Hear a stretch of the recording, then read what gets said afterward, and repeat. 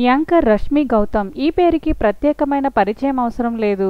టాలీవుడ్ ఇండస్ట్రీకి నటిగా ఎంట్రీ ఇచ్చిన ఆమె యాంకర్గా తనకంటూ ప్రత్యేకమైన స్థానాన్ని సంపాదించుకున్నారు.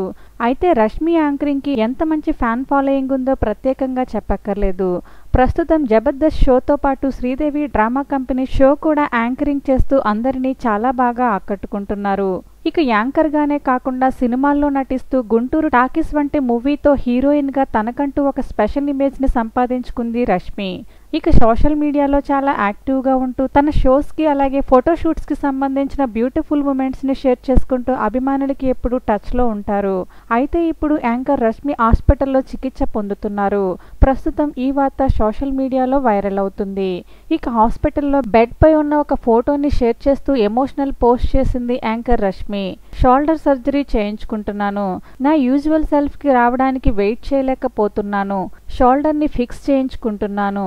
డాన్స్ చేయడం చాలా మిస్ అవుతున్నాను అంటూ ఎమోషనల్ పోస్ట్ చేస్తూ హాస్పిటల్లో బెడ్ మీద ఉన్న ఫోటోని షేర్ చేశారు రష్మి.